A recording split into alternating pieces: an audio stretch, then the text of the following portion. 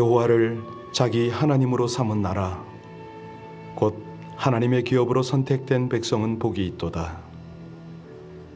여호와께서 하늘에서 굽어보사 모든 인생을 살피심이여 곧 그가 거하시는 곳에서 세상의 모든 거민들을 굽어 살피시는도다. 신실하신 하나님, 우리 영혼이 여호와를 바라며 도움과 방패 삼도록 오늘도 우리의 신앙을, 우리의 중심을 주께로 인도하심을 감사를 드립니다. 우리가 바라는 대로 주의 인자와 긍휼과 하나님의 지혜와 능력을 베푸시는 우리로 풍성이 덧입는 이 새벽이 되기를 간절히 원하오니 말씀과 성령으로 주장하여 주옵소서. 예수님 이름으로 기도하옵나이다. 아멘. 우리 주 예수님의 이 땅의 사역을 요약하면 세 가지로 이렇게 들지요. 마태복음 4장 23절에 있는 말씀처럼 가르치고 전파하고 고치셨다. 그래서 오늘날 교회 사명이 가장 핵심 사명 중에 하나가 바로 이건데요. 우리 교회 금요 예배 가운데 아프고 지치고 상한 심령들이 오십니다.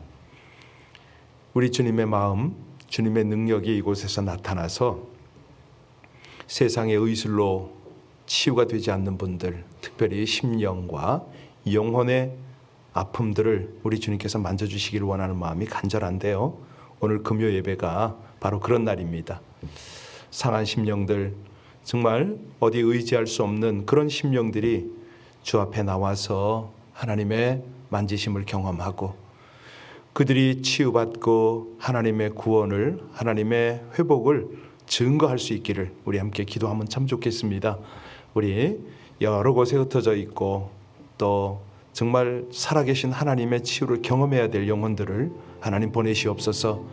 그리하셔서 우리 주님의 나라가 이 땅 가운데 하나님의 교회에서 확장되기를 간절히 원한다고 우리 합심으로 간절히 오늘 저녁 금요 예배를 위해서 기도하시겠습니다. 하나님 감사합니다. 우리 아버지 하나님의 은혜, 이 백성들의 상한 심령을 치유하시고 저들의 아픔들을 돌아보실 뿐만 아니라 그 심령을 온전히 하나님이 경영하시고 통치하시고 온전히 일으키시는 귀한 아버지 하나님의 역사, 하나님의 치유, 하나님의 회복을 나타내심을 감사를 드립니다. 오늘 금요 예배를 하나님 앞에 올려드리며 간절한 마음으로 기도합니다. 아버지 하나님, 참으로 모든 상한 심령들, 고통받는 육신들이 하나님 앞에 나와 우리 아버지 하나님의 만지심과 치유와 회복의 은혜를 경험하기를 간절히 원합니다. 하나님, 우리 금요 예배 가운데 성령으로 자정하여 주시고 운행하여 주셔서 심령마다 우리 하나님의 만지심과 아버지 하나님의 치유와 회복을 통해서 그들이 우리 아버지 하나님이 살아계심과 우리 영혼들을 만지시고 치유하시고 회복하시는 은혜들을 간증하여 하나님을 영화롭게 하는 귀한 집회가 될 수 있도록 오늘 금요 예배를 인도하여 주옵소서. 상한 심령을 보내주시고 말씀과 기도 가운데 강하게 능력으로 역사하여 주시기를 간절히 원합니다. 이 백성들에게 베푸시는 그 놀라운 크신 은혜, 하나님의 그 사랑을 찬양하며 우리 아버지 하나님의 역사를 간절히 사모하오니 심령들 가운데 사모하는 마음 주시고 확신 주셔서 귀한 아버지 하나님의 영광이 충만히 나타나게 하여 주옵소서. 하나님의 복음의 역사가, 하나님의 구원의 역사가 주의 몸된 교회를 통해서 이 땅 가운데 온전히 드러나기를 간절히 원하며 신실하신 우리 주 예수님 이름으로 기도하옵나이다. 아멘. 욥기서 11장 1절로 11절의 말씀입니다. 욥기서 11장 1절로 11절의 말씀을 합독으로 같이 봉독합니다. 나아마 사람 소발이 대답하여 이르되 말이 많으니 어찌 대답이 없으랴. 말이 많은 사람이 어찌 의롭다 함을 얻겠느냐. 내 자랑하는 말이 어떻게 사람으로 잠잠하게 하겠으며 네가 비웃으면 어찌 너를 부끄럽게 할 사람이 없겠느냐. 내 말에 의하면 내 돈은 정결하고 나는 주께서 보시기에 깨끗하다 하는구나. 하나님은 말씀을 내시며 너를 향하여 입을 여시고 지혜의 오묘함으로 내게 보이시기를 원하노니 그의 지식이 광대하심이라. 하나님께서 너로 하여금 너의 죄를 잊게 하여 주셨음을 알라. 내가 하나님의 오묘함을 어찌 능히 측량하며 자를 어찌 능히 완전히 알겠느냐? 하늘보다 높으시니 네가 무엇을 하겠으며 수월보다 깊으시니 내가 어찌 알겠느냐? 그의 크심은 땅보다 길고 바다보다 넓으니라. 하나님이 두루 다니시며 사람을 잡아 가두시고 재판을 여시면 누가 능히 막을 소냐? 하나님은 허망한 사람을 아시나니 악한 일은 상관하지 아니하는 신 하나 다 보시느니라. 아멘. 아멘. 은혜를 우리가 방금 찬양했는데요. 은혜 그러면은 그 스펄전 목사님이 비유로 글을 썼던 것이 잠깐 떠오릅니다. 하나님의 은혜, 하나님의 사랑, 하나님의 지혜, 이거를 표현할 때 마치 작은 새 한 마리가 태평양 바닷물을 머금어서 육지에 떨어뜨리면서 이것이 하나님의 은혜요, 사랑이요, 지혜요, 뭐 이렇게 표현한다는 거예요. 여러분, 그 어마어마한 태평양 바닷물을 새가 한 모금 물어봐야 뭐 양이 얼마나 되겠습니까? 그거를 인간들이 하나님을 안다, 이런 표현을 한다는 거죠. 참 일리가 있다 생각을 하면서 스펄전 목사님이 깊은 묵상을 했네요 하고 함께 동의한 적이 있습니다. 우리가 하나님을 믿는다는 것은 보이지 않는 하나님을 믿는 거 아닙니까? 그런데 세상 사람들이 볼 때는 이게 너무 어리석어 보일 겁니다.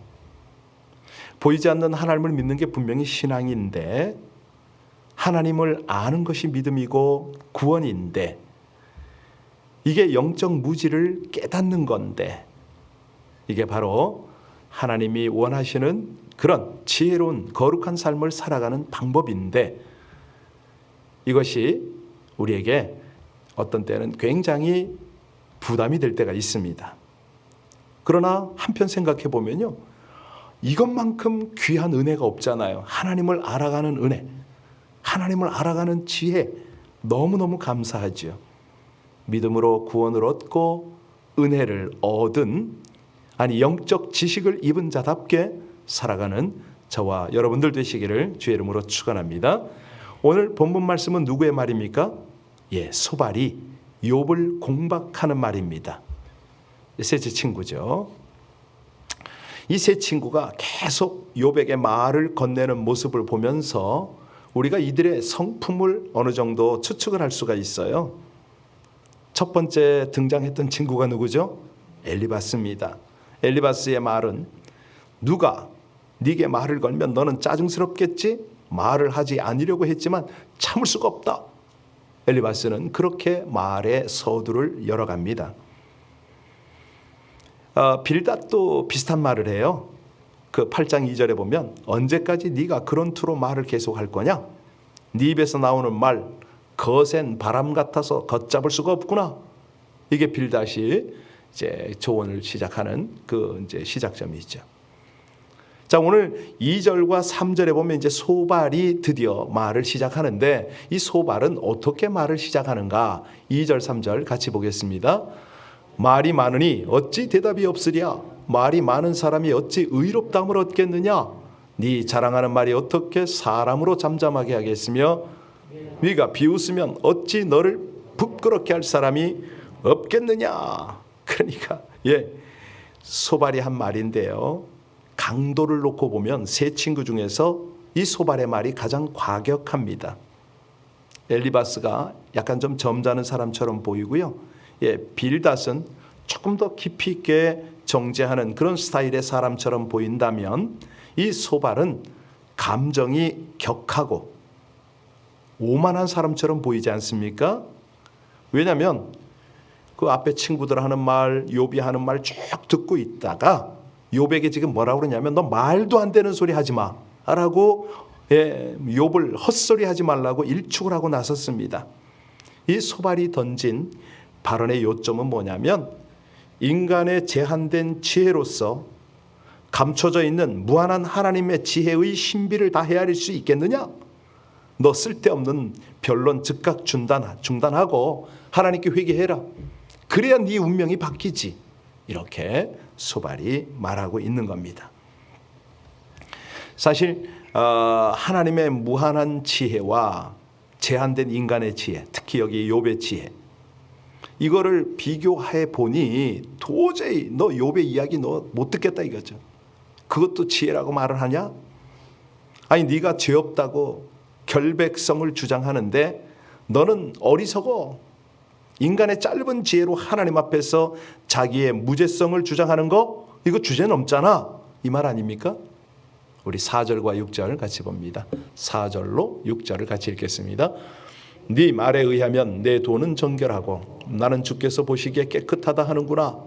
하나님은 말씀을 내시며 너를 향하여 입을 여시고 지혜의 오묘함으로 내게 보이시기를 원하노니 이는 그의 지식이 광대하심이라.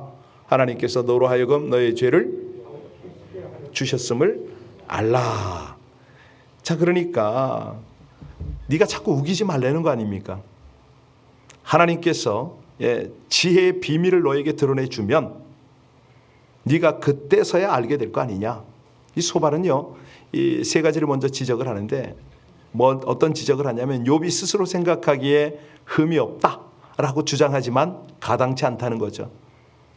하나님의 지혜는 인간의 아둔한 머리로 헤아리기에는 너무 어렵다. 하나님께서 욥이 지은 죄에 응당받아야 할 벌보다 가벼운 벌을 내리신다. 뭐 이렇게 이야기를 하고 있는 겁니다. 욥이 자기의 결백을 주장하잖아요. 우리는 이걸 다 알고 있어요. 그런데 소발이 볼 때는 이게 가당치가 않은 거죠. 아무리 욥이 변명을 한다 하더라도 하나님의 무궁무진한 이 오묘한 지혜의 빛에서 볼 때는 어둠이 있다는 거죠. 어리석다는 거예요. 아주 이걸 보면서 이 소발의 말이 어떻게 느껴지세요? 맞나요?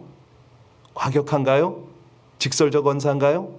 우리가 이런 관점으로 이제 7절부터 12절을 한번 볼 텐데, 자, 소발은요 하나님의 무한하신 지혜의 4차원을 강조합니다. 이 부분은 제가 주일날 다룰 겁니다. 주일날 조금 더 깊이 있는 지혜의 차원을 다룰 겁니다. 자, 하나님의 지혜는 하늘보다 높고, 그러니까 이제 높입니다. 스올보다 깊고 깊입니다. 땅 끝까지 길이보다 길다, 길이죠. 또 바다보다 넓다, 넓입니다. 이게 이제 8절에서 9절인데요. 같이 한번 볼까요? 하늘보다 높으시니 네가 무엇을 하겠으며 스올보다 깊으시니 네가 어찌 알겠느냐. 그의 크심은 땅보다 길고 바다보다 넓으니라. 이게 그 사실은 사도 바울이 이 말씀을 탁 가슴에 받은 것 같아요. 우리가 잘 아는 에베소서 3장 18절에 보면 언급하면 우리 예수님의 그 4차원성을 연상하잖아요. 모든 성도와 함께 그리스도의 사랑과 사랑의 넓이와 길이와 높이와 깊이가 어떠함을 깨달을 수 있게 되고, 이런 말씀이 있어요. 그러니까 무한하다는 거죠. 무한하다는 거. 자, 그렇다면 여기서 이제 우리는 이제 사도 바울은 이해가 됩니다만은 여기 소발 같은 이가 하나님의 지혜를 강조하는 이유가 뭐죠? 욥의 어리석은 지혜와 비교하기 위함 아닙니까? 바로 앞장에서 욥은 빌닷에게 대꾸하면서 우리 하나님의 창조의 선한 목적과 의미에 대해서 이의를 제기한 적이 있죠. 그걸 옆에서 이제 소발이 들었잖아요. 근데 소발이 보기에 이 욥의 어줍지 않은 지혜로 하나님의 창조의 신비, 네가 그 의미와 목적을 운운해? 가당치 않다. 그 말 아닙니까? 7절 보시겠습니다. 7절입니다. 네가 하나님의 오묘함을 어찌 측량하며 전능자를 어찌 능히 완전히 알겠느냐. 무한하고 신비한 하나님의 지혜 앞에 감히 네가 뭘 따지겠냐, 뭘 안다고 한마디 하느냐. 인간이 하나님 앞에 뭘 할 수 있느냐, 무능밖에 없다, 뭐 이런 말 아닙니까? 자, 그런데 이제 11절을 한번 보실까요? 11절로 가서 같이 읽습니다. 하나님은 허망한 사람을 아시나니 악한 일은 상관하지 않으시는 듯 하나 다 보시느니라. 그러니까 욥이 자신의 죄에 관해서 사람을 속일 수 있을지는 모르지만 지혜와 분별력이 넘치는 하나님을 속일 수는 없다, 이 말 아닙니까? 결국 소발이 보기에 욥은 미련하기에 자기 결백을 주장하고 하나님을 원망한다, 이거를 지적을 하고 있습니다. 여러분, 논리적으로 보면 이 소발의 말과 태도가 맞습니까? 모순이 있죠. 그런데 이 자기의 모순을 뭘로 덮어버렸어요? 오묘함이란 말로 덮어버렸습니다. 그러니까 엘리바스가 자신의 환경, 환상, 경험 이런 것들을 이제 욥에게 막 얘기했잖아요. 빌닷은요, 전통, 우리 조상들의 전통이 어떻고 이제 교리와 이런 것들을 가지고 논지를 전개했다면, 소발은 오묘함입니다. 그러니까 각각 자기의 이 관점을 가지고 지금 욥을 계속 다루고 있는 거예요. 이 소발은 논리를 뛰어넘어요. 왜? 오묘함이라는 것을 근거로 내세우니까. 하나님의 지혜의, 이 측량 못할 지혜의 오묘함. 근데 이것이 듣기에는 맞는 것 같아요. 그죠? 어떻게 하나님의 오묘함을 누가 측량한단 말이냐? 맞거든요. 그런데 모순입니다. 왜 모순이냐? 하나님은요, 의인에게 재앙을 주시지 않는데 의인 욥이 극심한 재앙을 당했고, 욥의 무죄 주장은 거짓이 아니지만 욥의 말이 맞다고 할 수 없는 상황을 하나님의 크심, 하나님의 지혜의 오묘함, 이렇게 해서 슬쩍 넘겨버리는 거죠. 그래서 소발이 그런 말 하잖아요. 하나님이 욥을 잡아서 재판을 여셔서 욥의 악한 일을 다 보셨다라고 말하는데, 과연 이 재판이 어떤 재판이냐 이거죠. 그러니까요, 여러분, 우리가 주변에 소위 말해서 영적 은사가 있고 예언을 하고 환상을 본다, 특별히 이제 우리 사역자들의 이 권면까지도 참 주의해야 될 때가 참 많습니다. 최근에 어떤 한 분이 계속해서 영적인 이야기를 저한테 많이 해요. 이렇게 기도하며 꿈을 꾸며 본다, 듣는다. 심지어는 이 말씀을 목사님에게 주라고 하셨습니다. 그래서 무슨 말씀입니까? 그랬더니 고린도전서 13장이래요. 고린도전서 13장이 무슨 말씀인데요? 여러분 아시잖아요. 사랑장이잖아요. 그래서 제가 물었어요. 혹시 12장을 아십니까? 14장은요. 사실은 이 13장은 12장, 14장을 연결하는, 받쳐주는 아주 귀한 하나님의 이 지혜거든요. 오늘 그걸 깊이 설명할 수는 없고 짤막하게 요약을 해드리면, 고린도전서 12장은 은사의 장이에요. 고린도 교회에 나타나는 9가지 은사가 거기에 쭉 열거가 되지요. 하나님이 교회 지체를 하나 되게 하시려고 이런 은사를 주신다. 그 다음에 사랑이 나오고, 바로 뒤에 이어서는 방언과 예언과 이런 또 더 깊은 은사들이 또 나와요. 그러니까 이 모든 은사들은 하나님을 사랑하고 영혼을 사랑하게 하기 위한 하나님의 선물이다, 이렇게 이해하면 되거든요. 자, 하여튼 간에 이런 내용들을 쭉 보면서 우리가 이 소발의 말도 한번 그런 각도로 살펴볼 필요가 있습니다.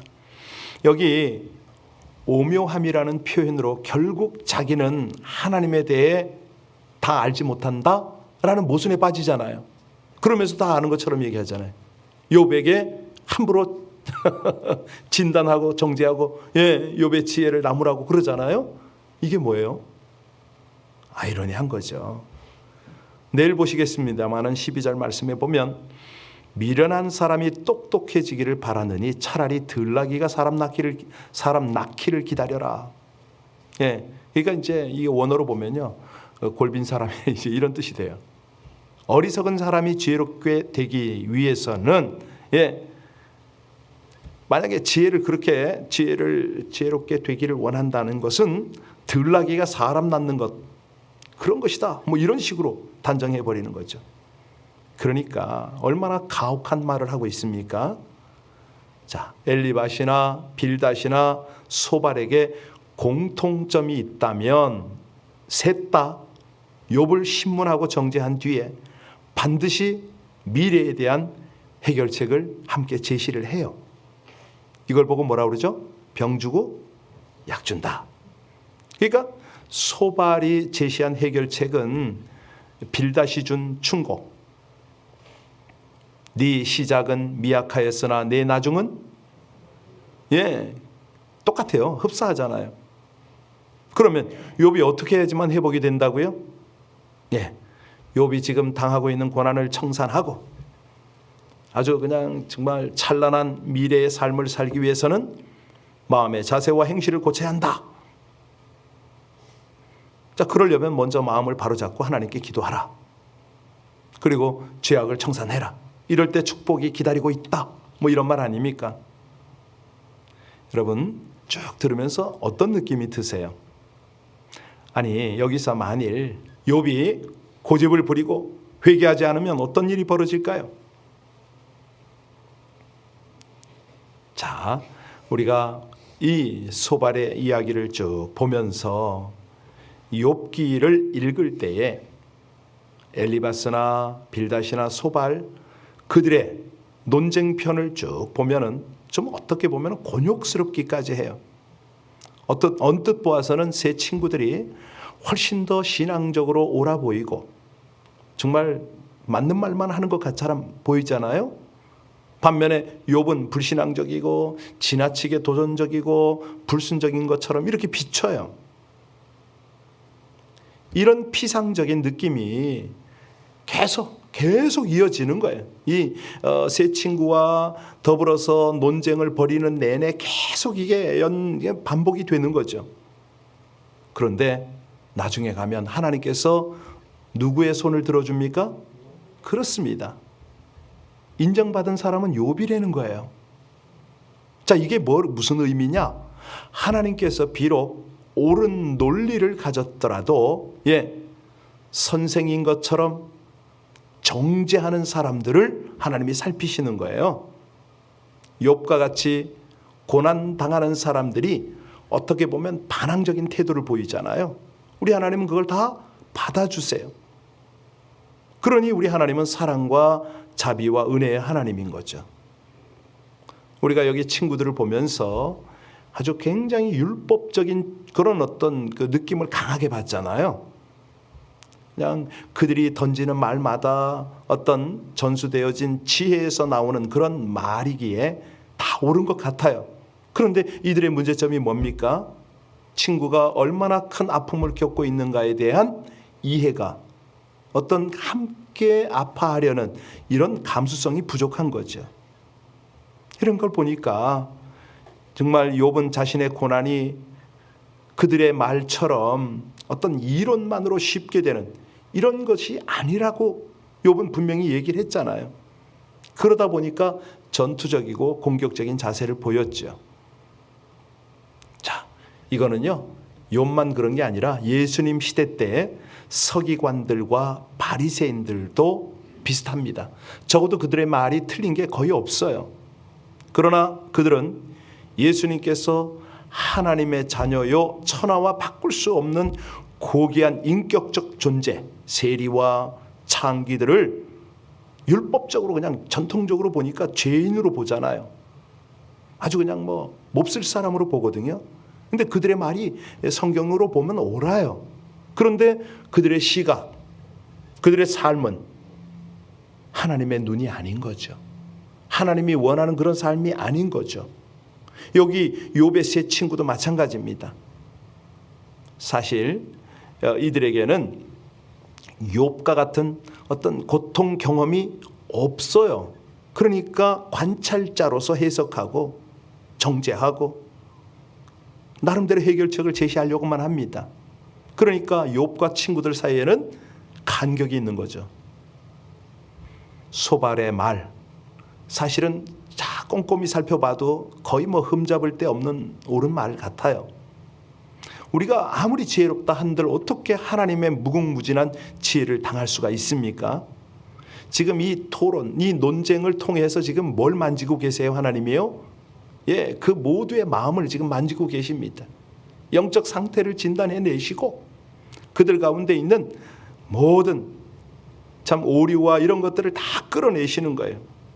이게 정말 놀라운 신비지요. 하나님의 지혜지요. 이제 주일날 보실 12장에서 드러나겠지만 소발이 지적하는 것처럼 욥이 자기 지혜의 연약함을 모르는 것이 절대 아니에요. 이제 12장에 이렇게 다 나와요. 다만 욥의 탄식과 저항은 견딜 수 없이 깊은 고난과 어떤 그 마음 깊은 곳에서 나타나는 자연스러운 반응이라는 거죠. 어떤 교리나 관찰이, 객관적 관찰 여기서 나오는 게 아닙니다. 처절한 고난의 현장에서 그냥 나도 모르게 튀어나오는, 쏟아져 나오는 어떤 인간적 반응인 거죠.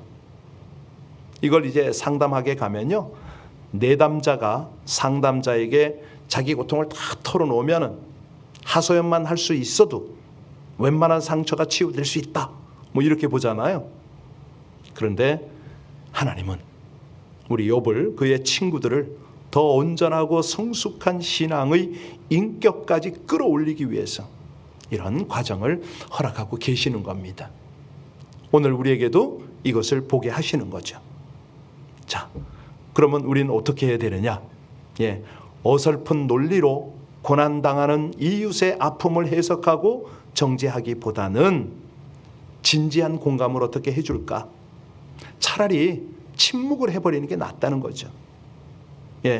하나님과 함께하는 사람들, 특별히 고통받는 사람들에게 무례한 태도를 보이지 말라.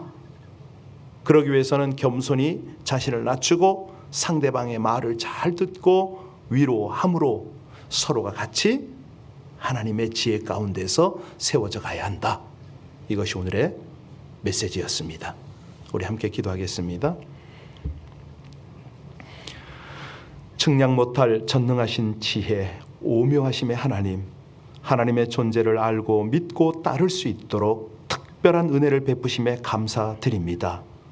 소발이 욥에게 하나님의 오묘하심을 모른다며 모욕하고 조롱한 것을 보며 저희의 부족함을 회개합니다.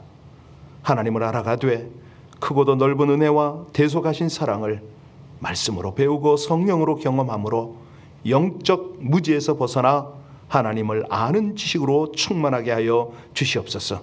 진리의 말씀과 성령의 가마로 창조주여 주관자로 오묘하신 하나님과 교통하고 동행하게 하여 주시옵소서.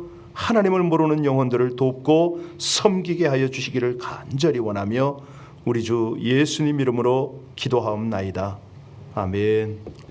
이 찬양이 기도로 그대로 하나님 앞에 올려드렸으면 참 좋겠습니다. 사랑의 주 하나님, 이제 나는 예수님만 높이며 살겠습니다. 내 남은 인생을 주와 동행하면서 주님 사랑 전하며 말씀 따라 살겠습니다. 이 고백이 하나님 앞에 우리의 진실한 기도의 고백이 되어서 우리 하나님의 은혜, 하나님의 지혜, 하나님의 능력으로 충만할 수 있도록 우리 합심으로 기도합니다. 특별히 오늘 금요 예배를 위해서 기도해 주시고요. 하나님께서 사랑하는 영혼들을, 고통 가운데 있는, 아픔 가운데 있는 영혼들을 부르셔서 만져주시고 회복하여 주시며 우리 아버지 하나님의 아름다운 도구로 하나님께서 그처럼 기대하시는 이 땅에서 하나님의 형상으로 회복하시고 사용해 달라고 우리 합심으로 간절히 주님 앞에 기도 올리겠습니다. 아버지 하나님, 하나님의 은혜, 하나님의 인도를 감사합니다. 이 새벽이 감사하고 주의 말씀과 주의 은혜가 감사합니다. 미련하고 연약한 백성들을 살피사 하나님의 말씀 곧 우리 아버지 하나님의 지혜들을 부으셔서 이 인생들 어떻게 살아가야 할지를 알게 하심을 감사를 드립니다. 오 하나님,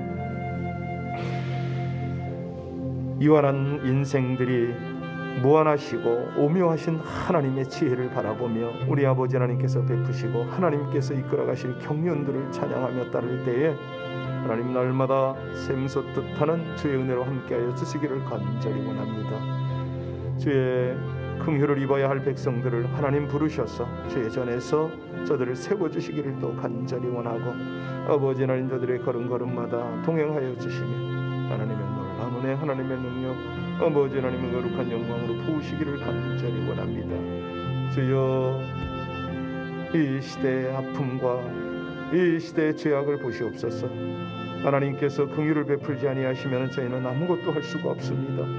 오늘 금요 예배 가운데 상한 심령 불러주시고 고통당하는 심령들을 불러주셔서 아버지 하나님, 저들이 하나님 은혜 가운데 만짐을 경험하고 온전히 치유 회복을 입게 하여 주옵소서.